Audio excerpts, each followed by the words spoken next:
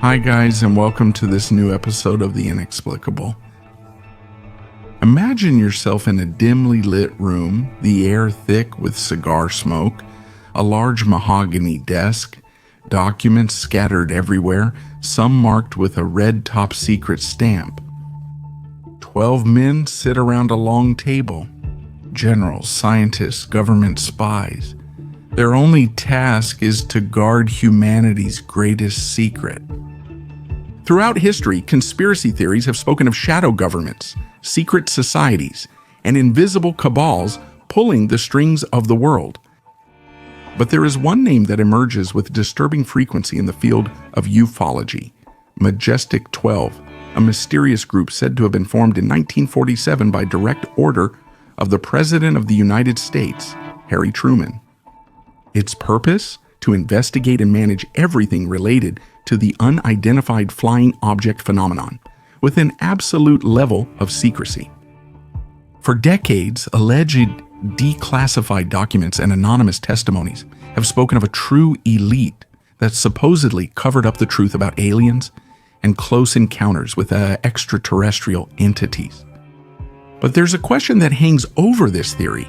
Is it a shocking reality or one of the greatest hoaxes in history? Get comfortable. We're about to explore one of the 20th century's greatest mysteries. So here is Majestic 12, the secret cabal behind UFOs.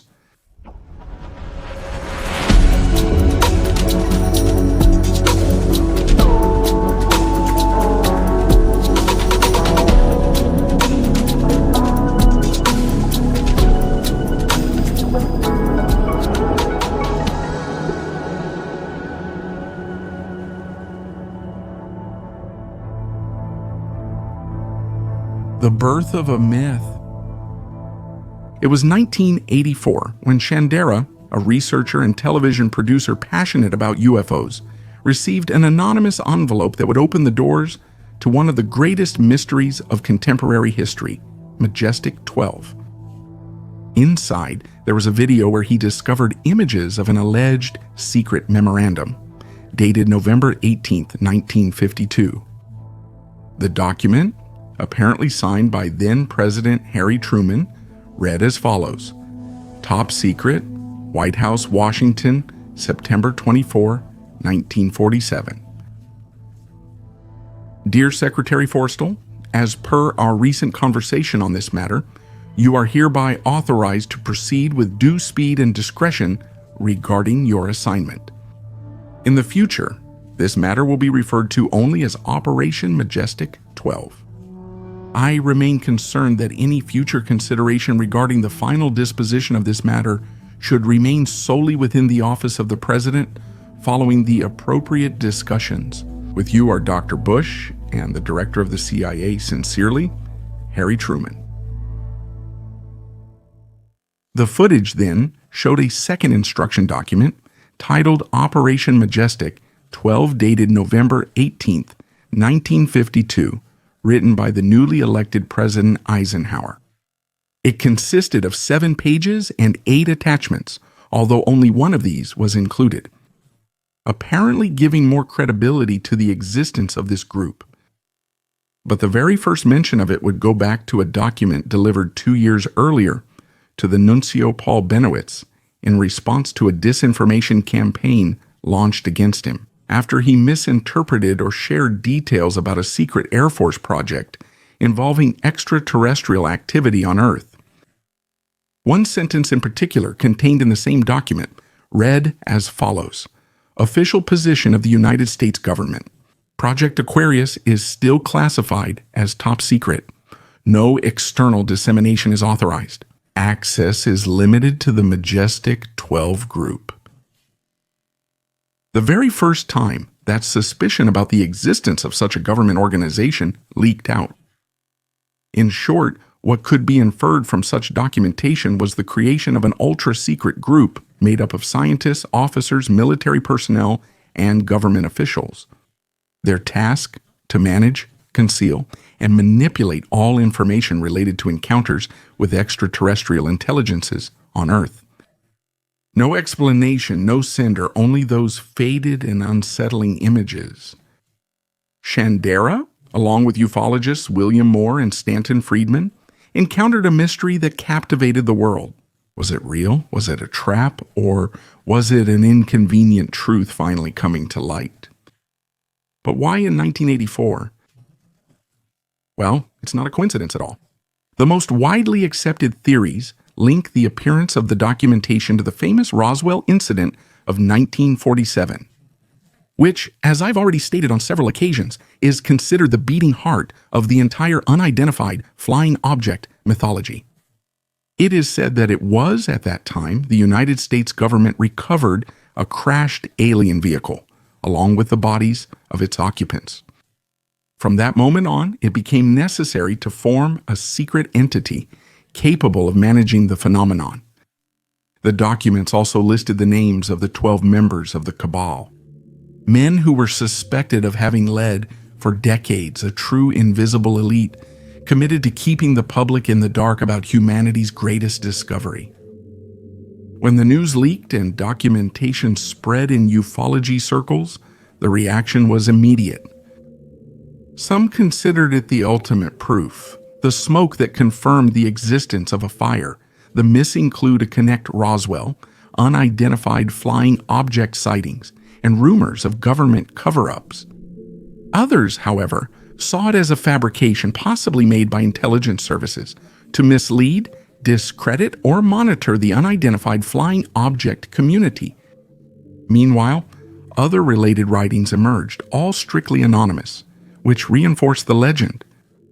Some spoke of alien autopsies, others of secret underground bases, and still others of agreements between extraterrestrials and the American government. With every new discovery, the myth grew and became stronger. At this point, you might be wondering who the members of the group were. Well, let's take a look at them together. The members of Majestic 12. The first name on the list is Vannevar Bush, a prominent engineer and scientist who led the Office of Scientific Research and Development during the World War II, an organization that managed secret operations like the Manhattan Project. Bush was also a high-level military advisor and had access to highly classified files. If there really was an elite group in charge of managing the unidentified flying object phenomenon, this person would have been a logical choice to be part of it. Another key name is Roscoe Hillenkotter, the first director of the CIA from 1947 to 1950. Hillenkotter not only had access to the most secret intelligence operations, but in the years following his tenure, he spoke publicly on the subject. In 1960, he stated that the phenomena of unidentified flying objects were real and that the government was covering them up, which makes his alleged membership in Majestic 12 particularly intriguing. Then there's James Forrestal, United States Secretary of Defense from 1947 to 1949. Forrestal was a fervent anti-communist, convinced that the public should be informed about everything concerning national security, including the existence of extraterrestrials. In 1949, he was admitted to a psychiatric hospital for an alleged nervous breakdown, and shortly after he was found dead, having fallen from a window of the Bethesda Naval Hospital. The suspicious circumstances of his death fueled theories that he was eliminated precisely because he wanted to reveal the truth about the secret organization. Among the other members mentioned in the documents, we find Nathan Twining, an Air Force general, and one of the first officers to take the alien phenomenon seriously. Yes, she knows. First National Security Council Director, another key figure in secret government operations, and Donald Mansell, a noted astronomer and skeptic of intelligent life beyond Earth, a fact that was interpreted as his strategy to keep his involvement in the group hidden from the public. Completing the list are Gordon Gray, an important United States national security official, Robert Montag, an Army general involved in nuclear tests, and Jerome Hansaker, an aerospace engineer, a person with a respectable resume, all connected to fields where secrecy was mandatory, As I was saying, if the United States government had really had access to concrete evidence of the existence of aliens, what would have been the reasons to keep everything secret? Well, the theories vary, from the fear of causing panic among the population to the intention of exploiting extraterrestrial technology for military purposes, up to the possibility that the aliens themselves imposed secrecy as a condition for contact. In the 1950s and 60s during the Cold War, the United States was focused on maintaining technological and military dominance. If they had gained an unprecedented advantage, they would have had every reason to guard it jealously. Don't you think so? Anyway, is it really possible that simple documents from an anonymous source were considered enough to prove the existence of Majestic 12? Actually, there were other reasons to confirm it. One of the most cited documents supporting Majestic 12 is Authenticity is in the United States National Archives. The famous memo is addressed to General Nathan Twining, signed by Robert Cutler, Special Assistant to President Eisenhower, whom I mentioned at the beginning. The document, dated July 14, 1954, bears the subject National Security Council Majestic, 12 Special Studies Project, and refers to a meeting scheduled for July 16 of the same year. The memorandum doesn't explain the Majestic 12 group's nature or the meeting's purpose, leaving much room for speculation. Although there are criticisms that question its authenticity, this document is often cited as one of the strongest pieces of evidence in favor of the existence of the mysterious group, but it is not the only clue. Researcher Timothy Good and author C.D.B. Bryan have brought to light another intriguing document. A secret memo, dated November 21, 1950, written by Canadian radio engineer Wilbur Smith, who was then employed by the Department of Transport. In it, Smith recommended that the Canadian government launch an official investigation into UFOs, the famous Project Magnet. According to reports, Smith claimed to have learned from confidential sources that in the United States, unidentified flying object research was considered more secret than the atomic bomb, and that all investigations were concentrated under the direct control of a small group of scientists led by the famous Dr. Vannevar Bush. A coincidence or another piece in the puzzle? Brigadier General Arthur Exon, commander of Wright-Patterson Air Force Base, between 1964 and 1966, also spoke without ever being explicit.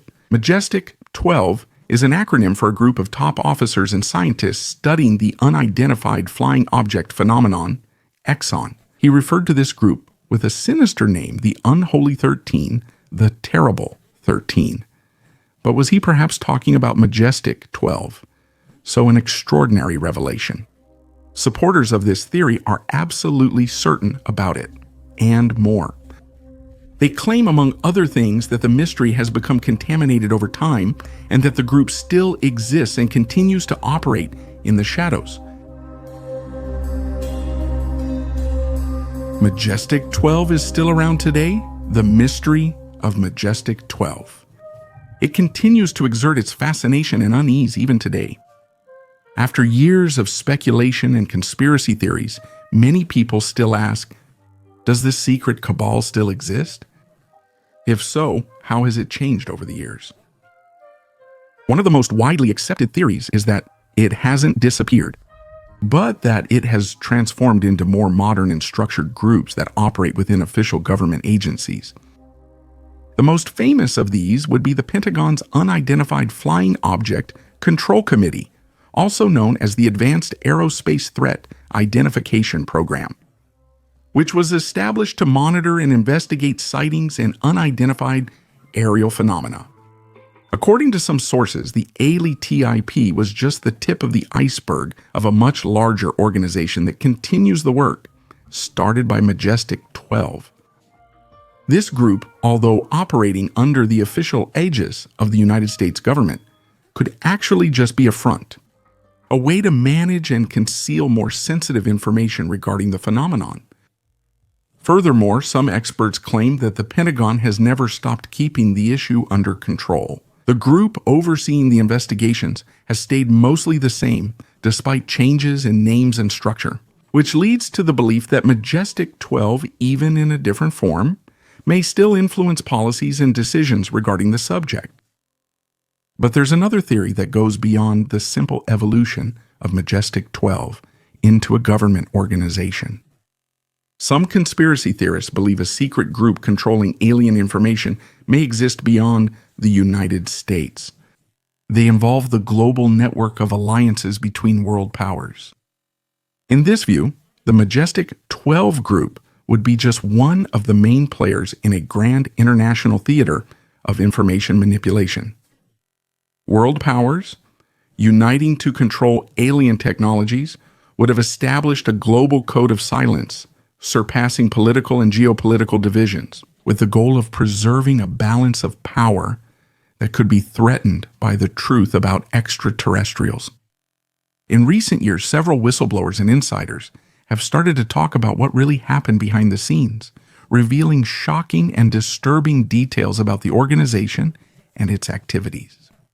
Some former members of the secret services, military officials, and researchers have claimed to have been aware of secret programs related to alien technologies. And some of them have revealed information indicating that Majestic 12 not only still exists, but is more powerful than ever. So is it all true? Should we believe in the existence of this organization operating in the shadows? Or could the truth be something else? It's time to let the skeptics have their say.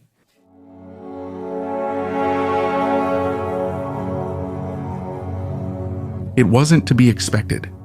Despite the ongoing spread of theories and speculations about Majestic 12, many of the claims about its existence have been officially rejected and debunked by government institutions and industry experts. One of the crucial points in the story concerns famous documents that were allegedly revealed in the 1980s, the ones that supposedly prove the existence of the group. These documents have faced intense discussion and investigation. However, both the FBI and the United States Air Force have openly stated that these are forgeries. Apparently, they have good reasons for saying this. In particular, experts have pointed out that the typefaces used in them were too modern for the period in which they were claimed to have been written, Bella to say in the early 1950s. In fact, they showed the typical signs of modern typewriters, which were not available at that time.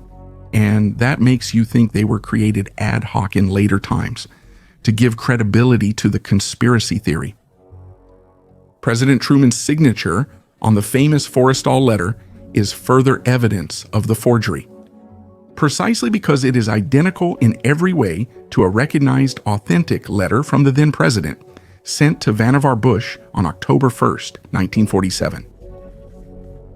Both show a mistake. At the moment when the pen begins to write, the letter H and the letter T of the word October intersects with the letter S at the end of Sincerely Yours. At the same point, this clearly shows that it was copied. Other evidence, even more solid, is the date format in the document, which is different from the one normally used by the military bureaucracy at the time. The phrase top secret, stamped with fixed type characters, which is rather unusual in documents classified as confidential. The wording of other typical elements of this kind of documentation, such as the request not to copy it, which is phrased differently from the one used in government circles. And finally, the use of the word media instead of press, extraterrestrial instead of alien, and impacted as a verb. All words that were not commonly used in 1952. But what about the Cutler document, the one that was considered overwhelming evidence of the existence of Majestic 12? Well, there are problems here too. When the mysterious memo was discovered, it was immediately filed in Record Group 341, Entry 267. But something felt off. Authentic documents of that level of secrecy were always accompanied by a top secret registry number, and in this case, the number was missing.